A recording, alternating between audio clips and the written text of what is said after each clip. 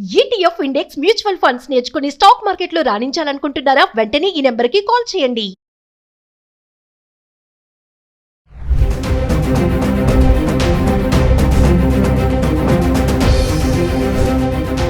నమస్కారం, నేను మీ అడ్వకేట్ సంగీత. సైబర్ క్రైమ్లలో చాలా రోజుకి కొత్త క్రైమ్స్ అనేవి జరుగుతూ ఉన్నాయి.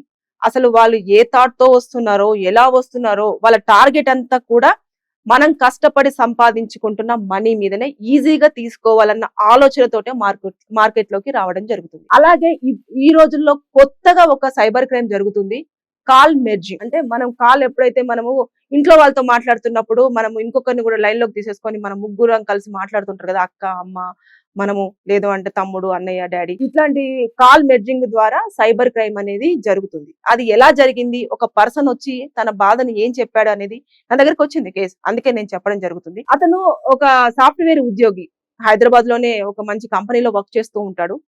అతనుకి ఒక కాల్, అన్నోన్ నెంబర్ నుంచి కాల్ వచ్చింది. కాల్ రాగానే ఇతను అరే మా పాత మిత్రుడు అని చెప్పేసి అతను ఇంట్రొడ్యూస్ చేసుకుంటున్నాడు. గుర్తున్నానా, నేను 10th క్లాస్ ఫ్రెండ్ ని, ఆ బెంచ్ లో కూర్చునేవాడిని అంటే అతనే ఒక పేరు చెప్తాడు. అవునవును, నా పేరు అదే, ఇంకా గుర్తు పెట్టుకున్నావా నన్ను, అరే మర్చిపోతావు అనుకున్నాను, సరే నేను ఒక కొత్త బిజినెస్ స్టార్ట్ చేస్తున్నాను, మన పాత మిత్రులందరికీ కూడా నేను కాల్ చేసి గెట్ టుగెదర్ లాగా ఉంటదని కూడా నేను పిలవడం జరుగుతుంది. అందరి నెంబర్లు నేను కష్టపడి సంపాదించాను. ఇందాకనే మన ఆ బెంచ్ లో కూర్చుంటే గురించి ఆ బెంచ్ లో ఆ అబ్బాయికి కూడా కాల్ చేసి, మన ఫ్రెండ్ కూడా కాల్ చేశారంట. అంటే ఇతనికి కాల్ చేసాం, మనమే పేర్లు చెప్తూ ఉంటాం మనకు తెలియకుండానే, అరే పాత మిత్రుడు అన్నాడు కదా, గుర్తు పెట్టుకొని మరి కాల్ చేశాడు కదా అని చెప్పేసి. ఎందుకంటే వాళ్ళ నెంబర్లు మన దగ్గర ఉండవు. 10th క్లాస్ వాళ్ళ ఫ్రెండ్స్ నెంబర్లు చాలా రేరు. ఈ మధ్య కాలంలో ఈ జనరేషన్ వాళ్ళు పెట్టుకుంటున్నారేమో కానీ ముందు జనరేషన్ ఒక 2-3 ఇయర్స్ బ్యాక్ ఉన్న వాళ్ళు ఎవరు కూడా అంత నెంబర్స్ ను ఎక్కడెక్కడో సెటిల్ అయిపోతారు. వేరే అబ్రాడ్ లో సెటిల్ అవ్వచ్చు, లేకపోతే ఇంకొక ప్లేసెస్ మారచ్చు. సో అందుకోసం అని చెప్పేసి అలాంటిలో సరే మనం రికలెక్ట్ చేసుకుంటూ ఉంటాం, నిజంగానే మన ఫ్రెండ్స్ ఎవరు ఉన్నారు అని చెప్పేసి. అలాంటి సందర్భంలోనే ఇలా జరుగుతూ ఉన్నాయి. వెంటనే నేను ఫోన్ చేశాను, ఇందాక నేను మాట్లాడాను, నీకు కూడా కాల్ చేస్తానని చెప్పేసి అన్నాడు. మీరు మాట్లాడుతూ ఉండగానే ఒక కొత్త నెంబర్ నుంచి మీకు కాల్ వస్తూ ఉంటది. అరే నీకు ఇందాక కాల్ చేస్తానని చెప్పేసి అన్నారా, మరి వాడే కాల్ చేస్తున్నాడేమో, ఒకసారి లిఫ్ట్ చెయ్యు, మన ముగ్గురం కలిసి మాట్లాడుకుందాం అని. అంటే అది కొత్త నెంబరు మరి అంటే ఏమో మరి కొత్త నెంబర్ నుంచి చేస్తున్నాడు కదా, ఒకసారి లిఫ్ట్ చేయరు. మనల్ని బాగా నమ్మించే ప్రయత్నం చేస్తారు. అసలు మనకే డౌట్ రాదు, నిజంగానే కాదా, చాలా రోజుల తర్వాత కాల్ చేశారు, మరి ఎందుకులే అని చెప్పేసి కాల్ మెర్జ్ చేయగానే వాళ్ళకి వెంటనే ఇమీడియట్ గా ఒక 4 నెంబర్స్ ఓటీపీ వాళ్ళు వినేసా కాల్ కట్ అయిపోతుంది. వెంటనే ఇమీడియట్ గా వాళ్ళకి నెంబర్ వచ్చేసే కదా ఓటీపీది, ఆ నెంబర్ వినేసి కాల్ కట్ చేస్తారు. వెంటనే వీళ్ళు కూడా ఆ కాల్ కట్ అవ్వగానే వీళ్ళు కూడా కాల్ కట్ చేస్తారు. అదేంటి సడన్ గా ఇద్దరు కాల్ కట్ చేశారని చెప్పేసి మనం పెట్టేయకూడదు. ఫస్ట్ ఆఫ్ ఆల్ మన బ్యాంక్ ది చెక్ చేసుకోవాలి బ్యాలెన్స్. ఎందుకంటే ఆ ఓటీపీ అనేది మన బ్యాంక్ లో ఉన్న అమౌంట్ ను కొట్టేయడానికి వచ్చిన ఓటీపీ మన నెంబర్కే పెడతారు. నెంబర్ కి పెట్టేసి ఆ ఓటీపీ రాగానే వాళ్ళు ఇమీడియట్ గా కాల్ కట్ చేస్తారు. మరి చూసుకుంటే మన అకౌంట్ లో 0 balance. Call merging scam, cyber scam చాలా తెలివిగా బిహేవ్ చేస్తున్నారు. చాలా మంది ఇది ఫేస్ చేస్తున్నారు. దాదాపుగా ఈ అబ్బాయి ఇప్పుడు నా దగ్గరకు వచ్చి లీగల్ అడ్వైస్ తీసుకున్న అబ్బాయి వచ్చేసి 10 లక్షల వరకు నష్టపోయాడు. ఇమీడియట్ గా కాల్ పెట్టేశారా, డబ్బులు కట్ అవుతూ వచ్చేస్తున్నాయి, నా డబ్బులు కట్ అయిపోతున్నాయి అని చెప్పేసి ఇంకా చేసేదేం లేదు. వెంటనే ఇమీడియట్ గా ఏం చేయాలి, నా డబ్బులు పోతున్నాయని చెప్పేసి అనుకున్నాడు. సో మీరు ఒకవేళ ఇలాంటివన్నీ జరుగుతున్నప్పుడు చేయాల్సిన ముఖ్యమైన విషయాలు ఏంటంటే, ముందు ఎప్పుడైతే మీకు అన్నోన్ నెంబర్ నుంచి వస్తుందో ఆ నెంబరు ఎత్తకపోవడం ఉత్తమం. నెంబర్లు తెలిస్తేనే ఎత్తండి, తెలియకపోతే అస్సలు మీరు ఆ నెంబర్స్ అనేది ఎత్తొద్దు. మన వాళ్ళ నెంబర్స్ అన్ని మనకు తెలుసు. మనకి ఇప్పుడు మన కాంటాక్ట్స్ లో ఉన్న నెంబర్లు అన్ని తెలుసు కదా, మన ఫ్రెండ్స్ అయినా, తర్వాత నెక్స్ట్ మన పేరెంట్స్ అయినా, తర్వాత మన కొలీగ్స్ అయినా, ప్రతి ఒక్కరికి తెలుసు కదా. చాలు, బయట అన్నోన్ నెంబర్ వస్తే మనం ఎత్తొద్దు ఒకటి. రెండోది, ఒకవేళ ఏదైనా టెన్షన్ లో ఉండి ఎత్తినప్పటికీ కూడా వేరే కాల్ ని మెర్జ్ చెయ్యండి అని అడిగినప్పుడు, నేను మీతో మాట్లాడి తర్వాత నెక్స్ట్ నేను వాడితో మాట్లాడతాను, ఫ్రెండే కదా వాడు వెయిట్ చేస్తానులే అని మీరే చెప్పేయండి. అప్పుడు వాళ్ళు మిమ్మల్ని మెర్జ్ చేయండి అని ఎంత బలవంతం పెట్టినా సరే, ఎందుకంత బలవంతం చేస్తున్నావు అని చెప్పేసి మీరే గట్టిగా క్వశ్చన్ చెయ్యండి. చేసేసి అసలు కాల్ అయితే మెర్జ్ చేయకూడదు. రెండోది.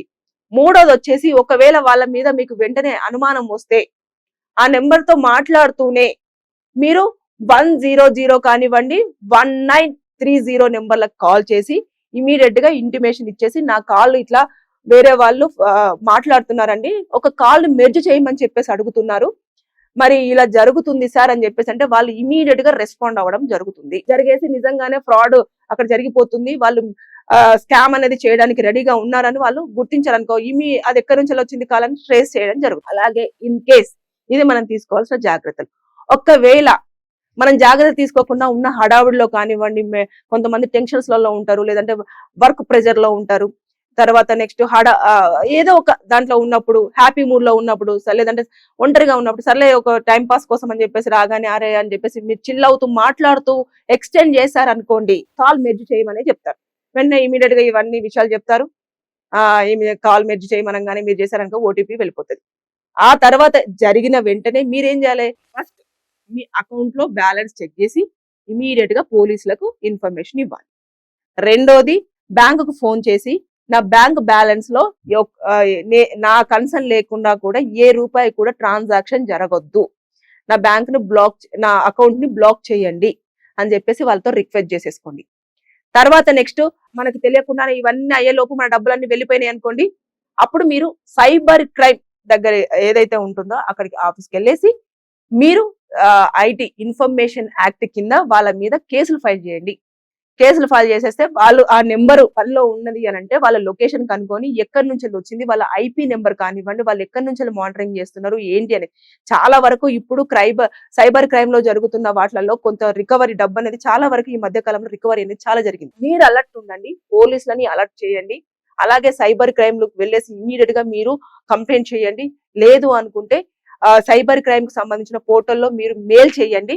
www.cybercrime.gov.in కి మీరు మెయిల్ చేసేస్తే వాళ్ళు ఇమీడియట్ గా రెస్పాండ్ అవుతారు. రెస్పాండ్ అయ్యి మీరు చర్యలు తీసేసుకొని మీరు కోల్పోయిన దాంట్లో ఎంతో కొంత తీసుకొస్తారు. ఈ అబ్బాయి ఎప్పుడు రెస్పాండ్ అయ్యాడు, 24 గంటల తర్వాత నెమ్మదిగా సరే డబ్బులన్నీ పోయాయి, నేను ఏం చేయాలి అని చెప్పేసి ఎవరో ఫ్రెండ్ త్రూ నా దగ్గరకు వచ్చేస్తే అప్పుడు నేను చెప్పేసరికి మొత్తం అన్ని డబ్బులు సహాయం. ఇప్పుడు అదే పని మీద తిరుగుతున్నాడు, కేసులు ఫైల్ చేసినారు. ఒకవేళ వాళ్ళు దొరికారంటే వాళ్ళకి పనిష్మెంట్ ఉంటుంది. కానీ ఇది జరగకుండా మీరు చూసుకోవాలి. అంటే కాల్ మెర్జ్ అనేది ఇప్పుడు నవ్వే డేస్ లో ట్రెండింగ్ లో ఉన్న సైబర్ క్రైమ్ కాబట్టి మీరు ఎట్టి పరిస్థితుల్లో కూడా ఎవరైనా అన్నోన్ పర్సన్స్ కాల్ చేసి మీ బంధువుని, మీ నాన్న వాళ్ళ తరపున, మీ అమ్మ వాళ్ళ తరపున, మీ తాతయ్య వాళ్ళ గుర్తున్నారా, వాళ్ళ ఫ్రెండ్ వాళ్ళ కొడుకుని ఇవన్నీ చెప్పినా కూడా మీరు ఎట్టి పరిస్థితుల్లో నమ్మొద్దు. ఎందుకంటే ఇవన్నీ ఫేక్. ఇన్ని రోజులు లేని ఫ్రెండ్ సడన్ గా ఎలా ఊడిపడ్డాడు, సడన్ గా ఎక్కడి నుంచి వచ్చాడు, ఇవన్నీ కూడా మీరు ఎంక్వైరీ చేసుకోవాలి, తెలుసుకోవాలి, ప్రతిదీ జాగ్రత్తలు తీసుకోవాలి. ప్రతిదీ కనుక్కున్న తర్వాతనే మీరు అన్నోన్ కాల్స్ ని అవాయిడ్ చేస్తే మీకు ఎలాంటి ప్రాబ్లం ఉండదు. కొంతమంది కాల్ మాట్లాడుతున్నప్పుడు లింక్స్ కూడా పంపిస్తారు. ఆ లింక్ కూడా ఏం లింక్ అని చెప్పేసి ఎట్టి పరిస్థితుల్లో ఓపెన్ కూడా చేయకూడదు. సో మీ డబ్బులు మీ చేతుల్లోనే. మీరు ఏ లింక్స్ ఓపెన్ చేయొద్దు, మీరు ఏ కాల్ లిఫ్ట్ చేయొద్దు, ఏ కాల్ మెర్జ్ చేయొద్దు, ఇవన్నీ చూసుకోవాలి. క్రైమ్ చేసే వాళ్ళు మొత్తం ఈ ఆండ్రాయిడ్ మన మొత్తం చేతిలోనే ఉంటుంది ప్రపంచం అంతా.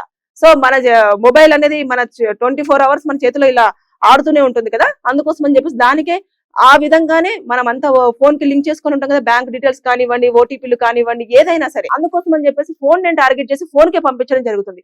సో జాగ్రత్త, మీరు ప్రతి ఒక్కరు జాగ్రత్తగా ఉండండి.